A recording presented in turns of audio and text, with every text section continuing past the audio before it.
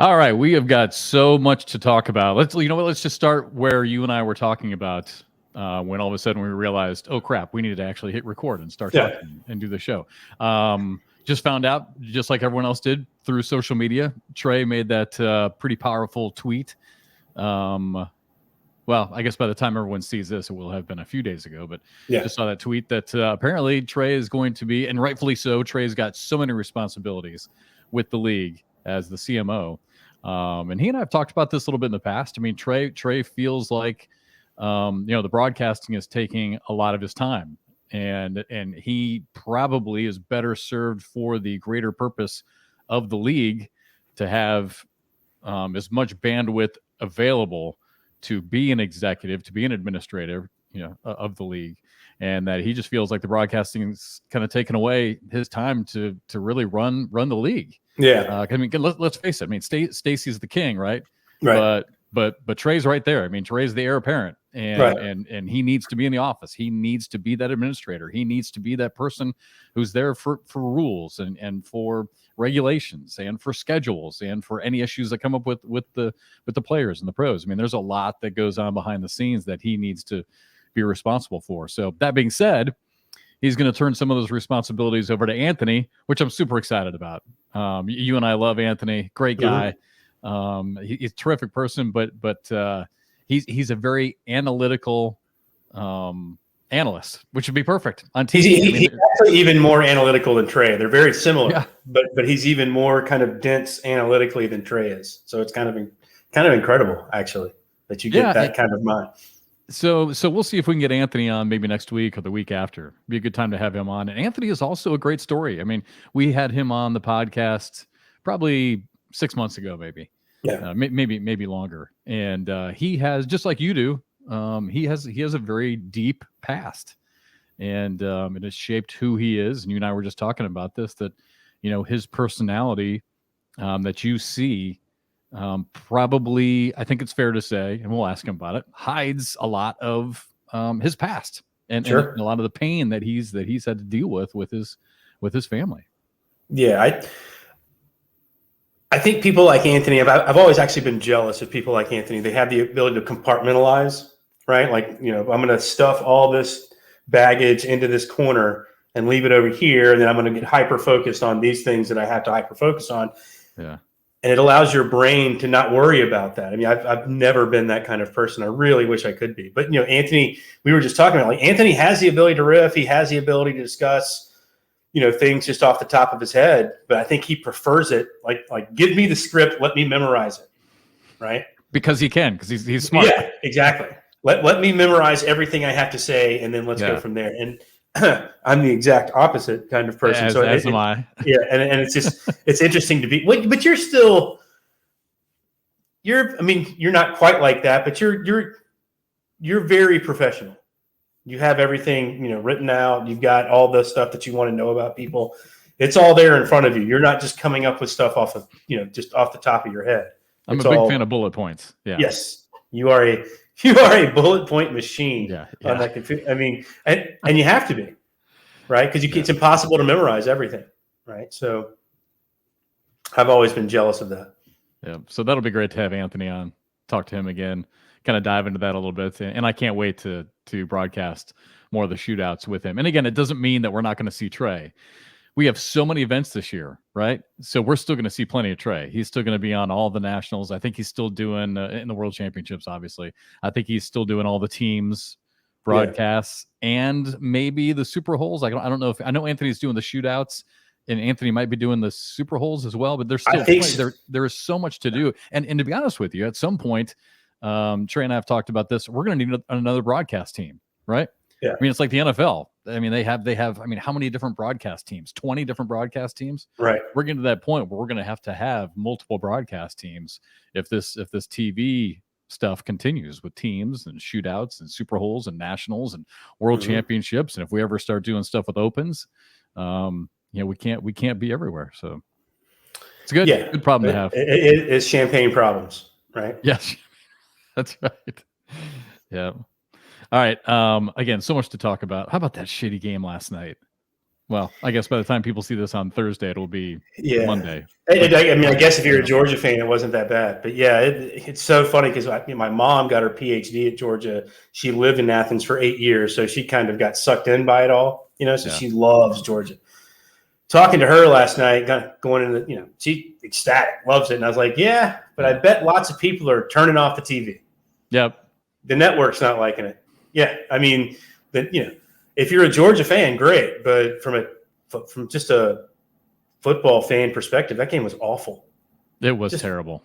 Just awful. And I thought Georgia was better. But what happened? It's as if it's as if it literally looked like, like when you're watching an MMA fight or a boxing match and one fighter's completely outclassed and they just kind of go into a ball, right? Just, finish me off. I'm going into a ball. I'm done. It's as if they knew they couldn't win. They had zero chance to win and they just kind of laid down. And that's unfortunate. It just proves the point that Georgia is just at a different level. And I know this makes people mad, and I tweeted about it last night. I saw you liked it. But the high echelon teams of the SEC is just a different level. It's a different level for everybody. It's not just the players, it's the coaches. And that showed last night. With all due respect to Max and Sonny and everyone on staff and everyone on the field for TCU, they weren't prepared. They were not prepared. And I thought that one of the best things that I heard was during the pregame show with Nick Saban. He said, listen, we know what Georgia does. They're going to do it to you. They just might present it a different way. And it's the coach's responsibility to figure out how they're presenting their game plan and figure out another way to recognize it.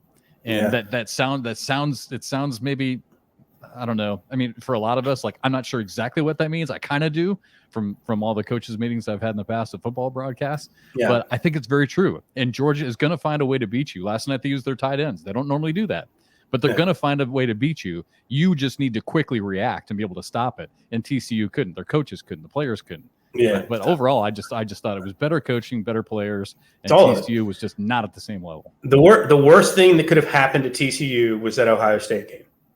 Yeah. Scaring Georgia. Georgia didn't play well defensively. Made him mad. Made him refocus. That was the absolute worst. If Georgia goes in, beats Ohio State by 2 touchdowns, that's not the same team that you saw last night, right?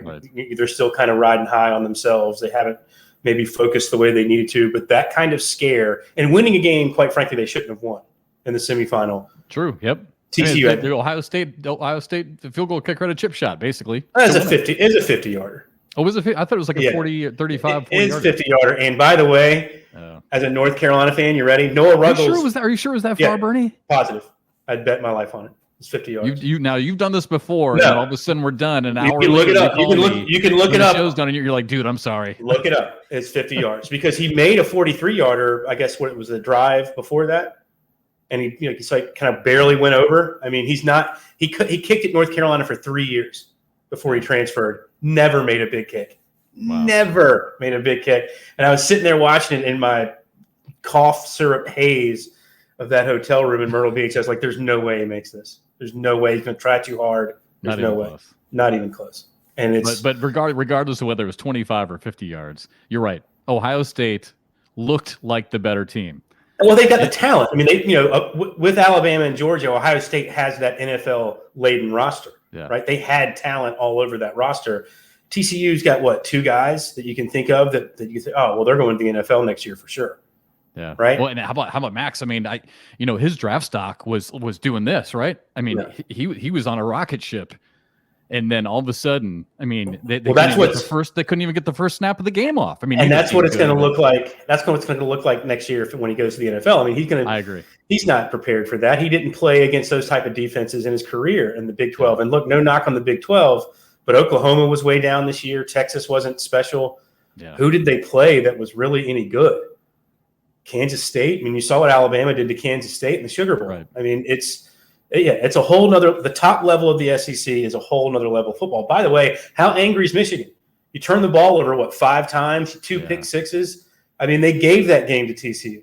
I know. I thought about that a lot last night. But I would love to have seen anything.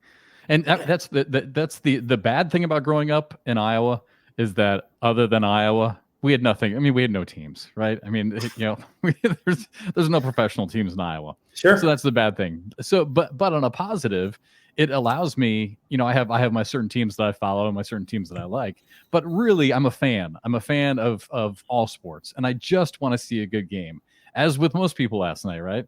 Yeah. And that's what made it so disappointing because, 10 minutes in, I hadn't even finished half my drink yet, and it's over. I'm ready to go to bed. Yeah, I was doing ACL live last night from 8 to 9. So kind of over by the time you guys were done. Right, done. It was completely done. I think it was 31-7, almost 38-7 when we got done. Yeah. And I mean, I looked over at one point and TCU had cut it to 10-7. I was like, oh, okay. Maybe there's more to him than I think. And then before you know it, 5 minutes later, it's whatever it was. It was 31-7. I was like, oh man. Yeah. I wanted to see something. So yeah, it was painful. Hey, I took TCU. They were getting the 13.5 points, and I thought, okay, Georgia's going to win this. A lot of people did that. Yeah, I mean, I know Georgia's going to win, but 13.5 points. I was thinking, I mean, TCU scored a lot of points. A backdoor cover, right? Like they're down 20, something like that. That's exactly what I was thinking. They'd score a late junk, trash touchdown, and I'd still win. No, not even close. Yeah, so, I had some friends. I was little text chain, some old friends, and a couple of them were like, oh man, definitely taking TCU. That's just too many points. I was like, I don't know, man. Georgia's just a lot better. Like if you just lined them up and said, all right, NFL scouts, take all the players you want. They're taking a lot of guys off that Georgia roster that haven't even played this year, and they're taking 2 or 3 guys off that TCU roster. I mean, it wasn't a fair fight. All right, we got to move on. I've got one more thing. I'm feeling just a little bit salty today. So I'm going to table this because we only have a couple minutes, and our special guest this week is already in queue. So I don't want to keep him back in queue too long because he's probably like, okay, are you guys going to have me on the show? or are you guys just going to talk the whole time? Just going to talk. Yeah, we're just going to talk. All right. So here's something that I think that we need to do a better job of with the league. And I'd love for you to chew on this. You can respond now. We can maybe hit it next week. Mm-hmm. I think that we need to do a much better job of player/team identification. I heard some comments from, I get it, just friends of mine this past week, but it's really good points. We have got to remember that people watching on TV, the bags are getting too close to being the same. You cannot tell. Remember how we used to hold the bags up to like underneath the cameras so you can see, and we still do it. But the bags are getting too similar right now. I mean, you can see the difference between blue and white. All these different variations of gray, it's got to go. And I know it causes people to change it, but you know what? We need the sport to be. It's in the rules. It's in the rules, Jeff. Yeah. What you're saying is in the rules. There needs to be a sharp contrast so you can see the players. The players have been told. The players have been told to be good with 2 sets of bags that are different colored. Yeah. They refuse. They refuse to do it. As a matter of fact, when we bring our guest on, we'll talk to him about that because I want to know why the players refuse to do it. Yeah. I mean, it's as if they refuse to have 2 sets of bags that they can play with. Well, you know what's going to happen. You know what's going to happen if it continues to happen. People are going to turn it off. And that's the worst thing. And they don't get it. People turn it off. The players do not get that it's a TV. They don't. Look, we've been trying to get them to do this for years, Jeff. This isn't a new problem. This has been going on for years. Yeah. Trying to get them to, like, you can't play with the same color bags. You just can't do it. People watching at home that don't know the sport, which are the fans you want, by the way, they get confused. And it makes no sense to them. And I do too. The players, when I'm watching, I do too. Courts, our live stream on broadcast is one thing. The live stream courts where there's not the same rules and regulations. Yeah, you can't tell. Yeah, it's terrible. And it's really as a fan, as an outsider, it's damn near unwatchable if you cannot tell and distinguish who's who's throwing what bags. Anyway, we can talk about this another time. No, we need to bring it up with we need to bring it up with a player that's coming on because I'd like to get their opinion on it because they seem to be upset by it every time they get asked to change bags. Okay, so good. Good timing. And the other thing is we got to do something with the colleges to make them identifiable. No one knew which team was Georgia Southern. No one knew which team was South Carolina. No one knew, which team was what was it? Adrian College. Yeah, no we need to. No one knew which players with Adrian College. No one knew who South Carolina was. Yeah, we have to find a way to get them in their school colors, but we have to know who the teams are ahead of time. The jerseys aren't made in 1 or 2 days. So the problem is we didn't find out who was playing until very late in the process. Not enough time to get their jerseys done. So yeah, I'm with you. And the last thing, player names on the template in the bottom in the corner down here. Mm-hmm. If the player is on the top side of the board, that name needs to be on the top side. So if you and I are playing, you're on the back side of the boards, I'm on the near side of the boards. Your name needs to be on top. My name needs to be on the bottom. There just needs to be a better way so that when someone tunes in, they know. Oh, yeah, they're supposed to be doing that on the side before the matches start, but there's usually not a lot of time to get it all done in the truck. But yeah, I'm with you. I'm with you on all these. Actually, just a few things that need to be tweaked, just to make sure we're letting everybody enjoy and identify, maximize their cornhole watching experience. Sure, 100%. All right, we got to get to our guest. I'm so sorry. We've delayed him long enough. So our guest today, awesome dude, and I know I say that every week, but we've got some great players in the league. We truly do. Like I truly feel blessed that I get to walk around these gyms, these arenas, these convention centers that we play in, and literally walk up to any player and just start a conversation and ask questions. And our guest today, he's a 3-time national winner. He's another one of those guys. The difference with our guest today is that we can throw out all these analytical questions, right? I'm not so sure there's a more analytical player in our sport. I mean, he literally, you don't see it when he's playing because he hides it well, but he literally goes bag for bag and calculates winning percentage of that shot, of that match. I mean, it's just all these things that go through his head. He's a brilliant player. So anyway, and a terrific guy. So please welcome to BoarderLine, a guy who's absolutely on fire this year, and we're happy to have him on, Kyle Malone. And hopefully he's there and didn't just go. We've been talking for 17 minutes. Yeah. And he's probably like, you know what? Screw these guys. I'm out of here. We're not even going to talk to him. I'm not even going to talk to him. Yeah. And sure enough, so he's just going to hang up, and there he goes. Technology's awesome. No, he's trying to come back in now. So again, welcome to BoarderLine. There he is, Kyle Malone. Kyle Malone. What's up, Kyle? Hey, you got us? Guys, what's up? Yeah, I'm here. A little breaking up a little bit, but technology issues. Where are you at? So one of my favorite sports radio talk show guys was Steve Zabin. He used to do this bit all the time, Bertie. I don't know if you ever listened to him. He used to when people would call in, he'd always encourage truckers to call in, and so he'd say, "Where are you at and what you hauling?" That was always his big thing. So Kyle Malone, where are you at and what you hauling? I think we lost Kyle. Yeah, we lost Kyle. Actually, just now I'm here. You guys are breaking up a little bit. Yeah. So unfortunately, Kyle's got a bad signal. So it looks like he's in his car somewhere. So we'll see if we can get him. We'll see if we can get him back. But I don't know. Maybe we will have time. If we can't get Kyle, maybe we will have time to talk about all those issues we were talking apparently about. We're going to have all day to talk about these issues. All right, Kyle, you got us? Yeah, he's still breaking up. And normally it's on my end, and I would take 100% responsibility.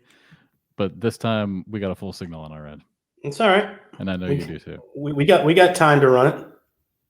So anyway, so I didn't mean to go on that little rant, but no, I'm with you. I especially there it is. Now he's there. There we go. Kyle, hey, you got us now? Yeah, I got you. I was sitting out here because it's a little loud inside. So where are you at? I mean, we know you're in the car. Home. Yeah, I'm just sitting at home. It's kind of loud inside. My niece. Where's home? You're in Lakeland, Florida, right? Yes, sir. All right, good. So could you hear anything we were talking about as far as bag colors? I heard a little bit before you turned me on. Yeah, I get it. Some players, I think, they get stuck with just one set and they fall in love with it. So is this an issue like what Bernie's saying? Like I mean, is it really an issue? Like the players just really don't want to play with different colors of bags? Or it's just different bags, right? They just kind of fall in love with, like you said, like they fall in love with one set, even though it's the same exact bag. Once you've thrown one X amount of time, it's more broken in than the others. Yeah. And we've been telling them for years, just break in 2 sets of bags and have them with you. Because like you're saying on TV, we want more than just the dyed-in-the-wool cornhole fan to watch. But like you're saying, Jeff, if they can't tell who's who, it becomes less interesting. And they turn off the TV, and it's an issue because it's never been we're just doing it to make people mad. We're doing it because it's a broadcast issue, but it always causes trouble. I've also found that different colors also break in different. I don't know if it has to do with the dye or how thick the material might be to make it that particular color. But I know certain colors break in different. That's the only thing so I interesting. Can really say is, yeah. Like I don't think black bags break in very well. I think they take longer to break in. Because and maybe because the dye is thicker. Is that maybe like what you're talking about? It has to be something. I mean, you can feel it as a player. I know a lot of people are probably saying that's a lot of nonsense, but if you ask a lot of the pros, a lot of colors do break in differently. Brighter colors obviously break in a little more loose than darker colors. Darker colors to me stay thicker. It's the material. It has nothing to do with the resin or anything. Isn't that crazy? That actually doesn't, and I don't know much about it. I mean, we have bag manufacturers on from time to time, so that'd be a great question for Mark Pryor. Because I've had pretty in-depth conversations with him about breaking in ultra bags. Yeah, I know that a lot of the times when sponsors send out bags too, they only send one set of every series they have. So then in turn, you only just start playing with that one set, and it probably just slips a lot of players' minds to just, hey, let me get another set. Yeah. Because it is a problem. No, I mean, we've had issues in the past where, it's either done by ranking or by your seed in the tournament, who changes bags. But I mean, you get to a broadcast and then all of a sudden you've got to play with brand new bags. It has an effect on your game. You're not going to play as well. But at the same time, you just simply can't allow the same color bags on a broadcast. And the streaming doesn't bother me as much because the only people watching us on the streaming channels are hardcore cornhole people. You're not getting a random person online kind of flipping through on their computer going, oh, wow, I'll watch this for 2 hours. That's not happening. But, but as far as the TV broadcast, the linear broadcast on network television, I mean, you're getting a lot of average people that don't really know the sport all that well. And you're right, Jeff. I mean, to see the same color up there just throws people off. They have a hard time with it. Yeah, they have to have a stark contrast. I think. I mean, isn't it kind of interesting though, Kyle? I mean, I think we've gotten to the point now where these conversations need to be had. Like I think, and I know maybe it bothers. Well, I don't know if it bothers you or not, but just from what little chat we've had here with Bernie, maybe that bothers some players. But I mean, I think these conversations need to be had because whether or not you guys like it or not, the ratings have been really good. I mean, cornhole, according to the guys at ESPN with Tupelo and that kind of stuff, our cornhole broadcasts have been had better numbers than a lot of college basketball broadcasts. So there's a lot of people who are watching you guys. So these conversations need to be had. I mean, do you guys ever talk about that? I mean, does this matter to you guys in the pros? I don't hear a lot of people talking about it. It's just like Bernie said. We've been told it's in the rules. There's no reason, unless you're just not reading the rules or just don't care. That's the only thing I can think of is you just don't care. You probably think, oh, how am I going to walk up to a board and somebody else has yellow bags? They probably think it'll never happen. You know what I mean? Yeah. So and it's like you said, Bernie, we've been told it's in the rules. There's no reason we can't read it. Yeah. But I wasn't aware that the pros are only sending you one version of each set that you get. I would think. Well, it's just like for a starter pack kind of thing, and I think just players are getting used to that one particular series, and it just slips their mind. Hey, who else is going to have purple bags? Right. Who else is going to have orange bags or green or whatever it is? And I think it just slips a lot of players' minds until it actually starts happening. Yeah, and then all of a sudden it's like, oh man, I'm in the semifinals on national television. I can't play with my bags. Well, now if your name's Mark Richards, you can just throw down pink gladiators and pick up a green set and be just as good. So true. Alex Rawls did that. I think Alex did that. He to did. Yeah. He did. Yeah. It might have been a little bit of gamesmanship behind that. Yeah. And Mark said, "Don't care. Won it anyway." Yep. All right. Well, hey, speaking of high level play, Kyle, you are playing so well this year, and I had the pleasure of being able to call a couple of your matches on the live stream on your way to the Pro Shootout final in Myrtle Beach. I hated that we had to stop. Yeah, because I wanted to see because I thought Jamie was playing pretty good too. You were on fire. Like I wanted to see that final. So for those who don't know, we played the first Pro Shootout, which is going to be in a few weeks, Super Bowl weekend down in Arizona. We played it in Myrtle Beach all the way down to the finals. So we have to wait all the way until Arizona to see that. How badly did you just want to play Jamie right there and try and win that thing? As crazy as it's going to sound, Jeff, it didn't matter to me. huh. It didn't matter to me. I was going to beat him that day. I'm going to beat him in February. That was my mindset. What I did and took away from that was I have 5 weeks to go home, work, think about it, get ready. And in a way, I finished that tournament. Now I got 4 games to 40 grand. That's my mindset. That's it's interesting because I was calling a lot of the streaming matches that day, and I said it on the live stream. I was like, if they played today, Kyle Malone wins. It just you were the best player in that building. It's just you could go up pro to pro, man to man, woman to woman, and ask anyone in that building who's the best player in this building right now. 100% of them would have said Kyle Malone. So how do you stay there? It's impossible to stay 100% all the time, but how are you finding that you're able to kind of keep that mindset? I don't care if we play today. I don't care if we play in 2 months. Whenever, I'm still going to beat him. Like, how can you stay right there with your game? Keep working. I've been putting a lot of work in over the last few months. Coming off of the off season, I had one goal in mind this year, and that was to be the best player that I can be. And I want to get out of that only being known for doubles, and I want to be the best player that I can be all around. And being in the finals of the first pro event of the year, that gave me a lot of confidence, and I actually wanted to go home and think about it and work a little harder and get, keep improving. And I'm only going to get better through the year is how I feel about it.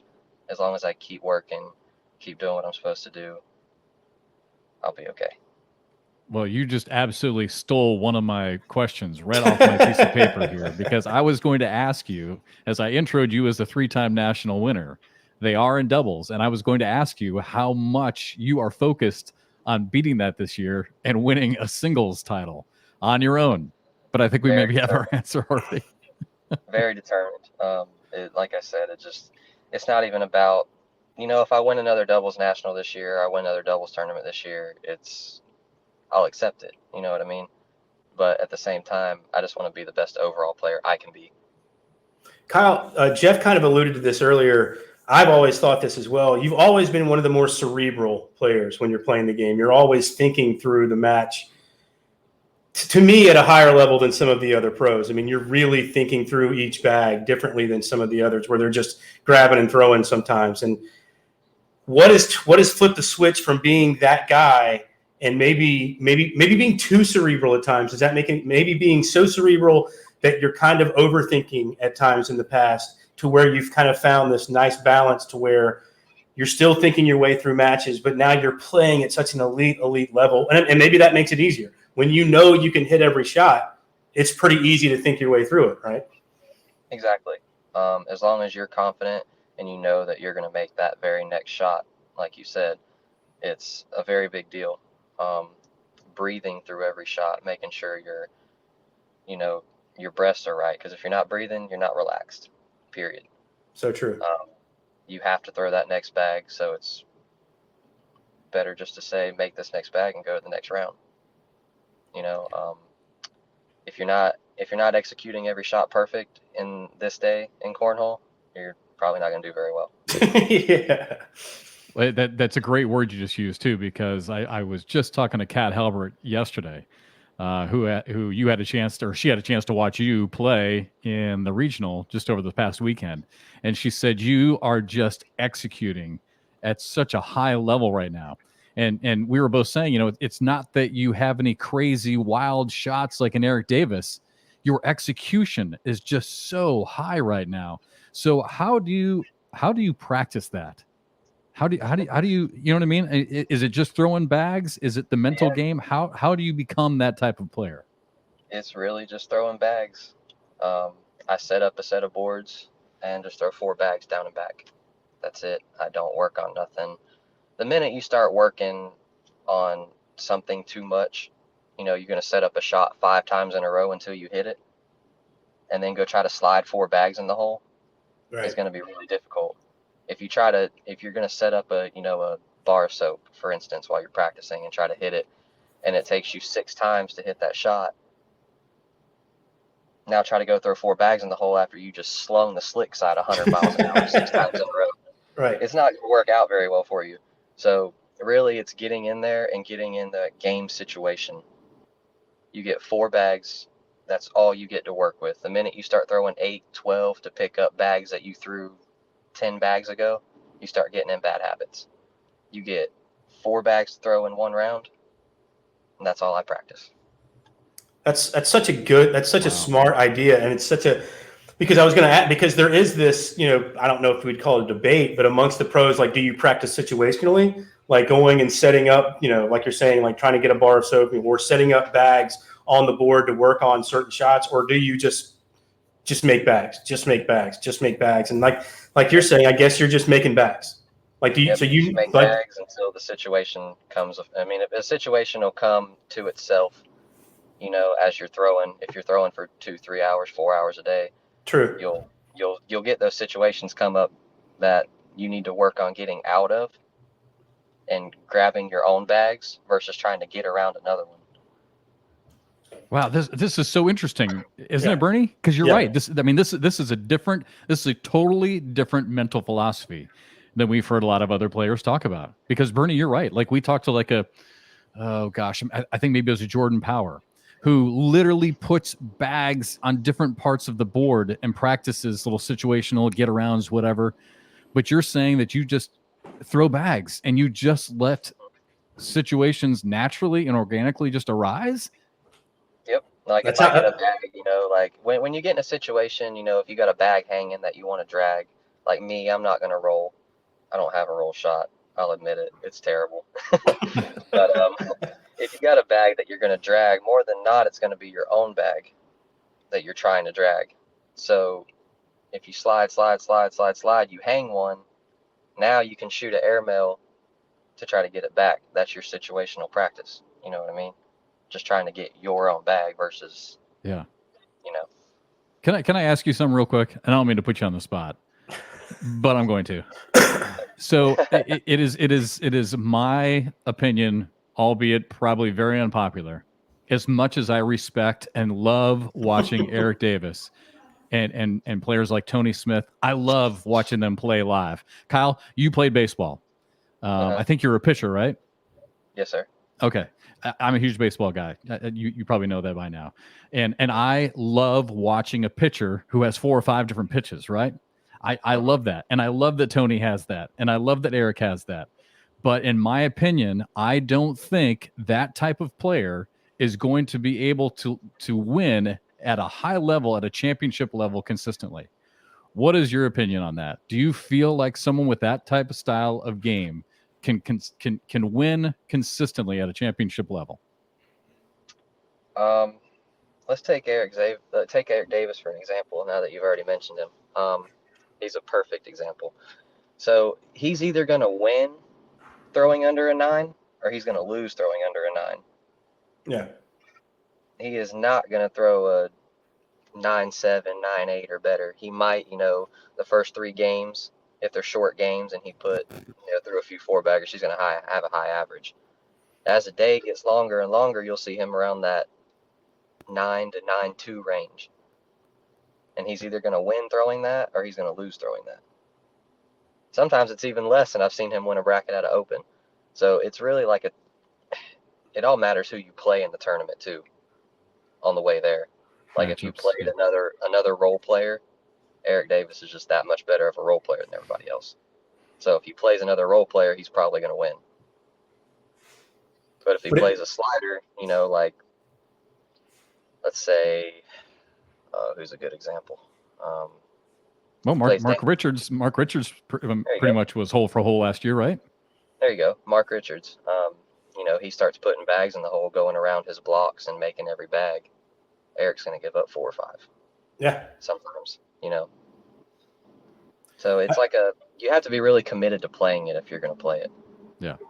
But it's so funny because originally I like to play devil's advocate with Jeff because I think there's so many more players, especially now when you see the youth movement, they're all throwing dirtier style of game. You don't have a lot of kids coming up just that are slide players. But I kind of agree with Jeff that eventually you're going to get up against a slide player like you, a Tanner Halbert, you know, Matt Guy to a degree where, you know, they're going to make so many bags that you're leaving too many bags on the board playing that style. Yeah. Because you're giving up points that you can't afford to give up. And, you know, as a slide player, what are you going to give up? 2s when you lose a round more than likely? Yep. A dirty player has chances to give up 5s, 7s. And that's completely changes how the match is played. So I'm actually kind of – because we've had other announcers on here like an Anthony Ione, for example, who can't stand a slide game. Can't stand to watch it, can't stand to call it. But it's true. I think that you have to be able, but you still can hit cut shots. You can still you're not just a straight slide. I mean, it is a slide airmail game, but you can get around bags if you have to. And like, you know, there's certain players like a Damon Dennis, even though he's added kind of this half cut to his game, and a Matt Guy, kind of the old school where it's slide airmail. That's all I'm doing. That's almost becoming passé because you have to be able to do something else to score nowadays on an elite level. Well, you guys always say that about Damon Dennis, and then he always proves you wrong. Right? And what's funny, when we were in Myrtle Beach, he came up to me. He's like, "You need to quit throwing all that dirt on that shovel." And I was like, "What? Whoa!" Yeah. He's like, "We ain't dead yet." I was like, "I know." But another good example is Frank Modlin, right? I mean, we're always. I think it was Mike Morton who said this, and it was just so perfect. He said, you know, with Frank Modlin, we're always talking about whoever Frank Modlin is throwing against because it's so much more exciting, right? This player is throwing a roll bag. This player is you know, throwing a cut bag. This player, you know, get around, staying skinny, whatever. I mean, all these things. But yet, at the end of the day, even though we're always talking about this opponent, it's Frank who walks off the court as the winner. Nothing sexy, but he's getting it done. Another good example. The goal of the game is to put bags in the hole, not leave them on the board. Agreed. There you go. And you know what? Going back to our baseball analogy too. Oh, by the way, Bernie, I wanted to say this too. You're right. That younger generation of player is just uber into this carpet bag game, right? But I will tell you, I had a fascinating conversation. Who's the taller of the Gore kids? Jackson. Had a great conversation with him, and he flat out told me during the off season, what small off season you guys have. He started watching video and he said, you know what? I got to start putting more bags in the hole. That's exactly what I've been saying. Because that's another thing with the Eric Davis and the Tony Smith. You got bags going all over the place. Yeah. You know, not only are you giving up significant points on a round, it's bad TV. And that's where I come from. Because when people at home start seeing you throwing bags off the board, well, should I do that? I do it in the backyard all the time. I don't want to turn on TV and see it. Right. You know, don't throw it off the board. I want to see it in the board. I want to see on the board in the hole. I don't want to see it off the board. Let me ask Kyle this. Kyle, if you could get Eric Davis to throw over a 10, don't you think he'd be hard to beat? If you just got him to throw bags in the hole and then when he needed to hit a crazy shot. Everybody else would have this much of a chance if Eric Davis playing the style of game he played. So true. So true. I mean, I saw him last weekend. I mean, I saw him in Myrtle Beach in open doubles. He was playing with Caden Allen. He just threw he threw a 12-foot high airmail and hit the backside of 2 bags sitting up like me. What do you do Why? with that? Yeah, why? Is that even necessary? Hey, Kyle, speaking of all the way that you have been so analytical with the game, I think I remember this right. Can you tell me the story or maybe clarify? I think you told me this maybe a couple of years ago about you and I talked about muscle memory and how important your mechanics are. I mean, we talk about the strategy of the game a lot, obviously, and the analysis of that. But just the mechanics of your throw. Didn't you tell me that you used to practice at night? Later in the When afternoon, yeah, as or when you as couldn't dust started to set in. or maybe when you couldn't see the board because you were just trying to focus on your mechanics? Yeah, I would either do that or I would stay out a little bit later on purpose, to get that darker scene where I got to really focus to see the hole. Not particularly pitch black, but just getting into dusk where I can barely see the hole and I got to really focus my eyes to see it because that's going to help me focus better. To have to look through the dark and really look at the hole is going to help me concentrate better.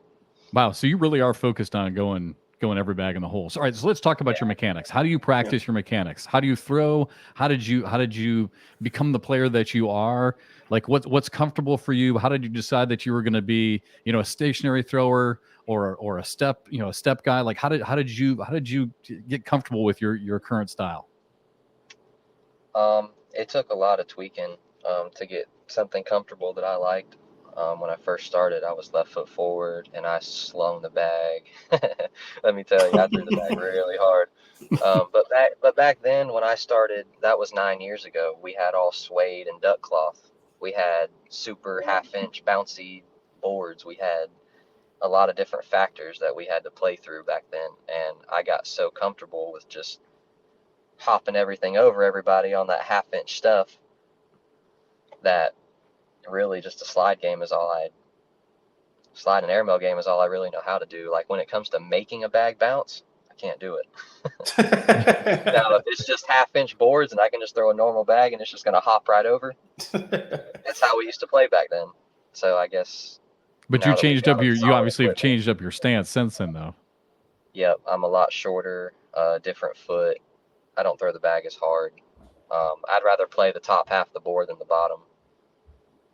So interesting. Well, I've got a question for you, Kyle, because I remember a couple of years ago, I believe it was 2020, and we were in Atlanta for that shootout. Was that 2 years ago now? God, it seems like it was yesterday in a way. And I spoke to you just in passing. We were just kind of passing each other. I was coming in, you were going out. And basically, you were just being kind of glib and not real happy about the way you were playing. You could just tell that you mentally weren't there. When and where did the change happen? Because you've gone from a player that's been kind of struggling, with, I don't know exactly how to put it, but you were always an elite level player. And then there was this kind of dip for a while where Kyle Malone kind of disappeared from that quote unquote elite level. And now you're back. Now you're that guy again. What happened? Where was the change? What was it in your mind? I mean, what happened? I think it was a lot of life changes that I made. Before Worlds, I was doing well. I was sitting 14th rank. Then I went through my suspension. We don't have to get into all that, but I was in a really, really tough spot in life. I wasn't happy with myself. I wasn't happy with any of the decisions I was making. It got to a point where, it was hard to even get me out of the house to go do anything with my kid. I just wasn't happy. And over the last few months, I've gotten back in the gym. I feel good about myself. I've been practicing a lot more. I'm a lot more confident, and that really makes a whole lot of difference when it comes to this game, is confidence in yourself and in your game. Kyle, 100%. That's so powerful, and I'm so happy to hear you say that. What other specific changes have you made? I mean, that's something we talk about on the show, is how do you overcome life's challenges? So you said you went back to the gym. What other changes have you made that have had a positive effect on your game and your life? Self-discipline, really. telling myself, like it might sound crazy, but sitting inside and there's something I have to go do, and just not really feeling like going to do it, and just telling myself, hey, get your dumb ass up and go do it. It's not that hard. Just go do it. So, in there, I just kind of started disciplining myself and making myself be more active, um, you know, taking the stress off of life, being out and about, going to the gym, pressing it off. It's nice. It really is. Was there somebody who, I just went to church this last weekend, right? And they're talking about how life is not meant to be done alone. And I love that. I love that line. And I feel like it's true in my life. You can't do things on your own. You always need help. Is there somebody who's been helping you? Is there a mentor? Is there somebody that you've relied on to help you kind of turn this corner? My kids, man. I hated seeing, my mom having to take my daughter out to go do something because I just don't feel like going anywhere. That's not acceptable. It's not good dad qualities, you know what I mean? It's all of the above. And I realized at that point that I had to do something. I had to get up, I had to go out, I had to make myself be happy. You know what I mean? For my kids' sake. So, having them around, they're big blessings for me. So was it like depression? When I'm feeling down, I just think of them. Was it like depression you were having to deal with then, or anxiety, or a little bit of both? I think it was a little bit of both. Yeah. I just it wasn't good. I just wasn't in a very good mindset. That's hey, so. We all go through it, right? That's right, Bernie. So, you and I talk about it on the show all the time. I'm 52 years old, and it's a daily struggle for me. Seriously, it's something that I have to deal with to this day, and it's not easy. There's days when it's so much easier just to sit at home, kind of in a dark room, and just hide. Right? It's so much easier, even though it's not, because you realize all it's doing is compounding what's going on in your head anyway. But you feel like you're escaping it when all you're doing is letting it just trounce on you even more. But it's powerful stuff, man. I'm glad you said that. And Kyle, I love that you said that you are forcing yourself to get out of the house, because something I've always told my kids: never underestimate the power of having some place to be. Just get out. Yep.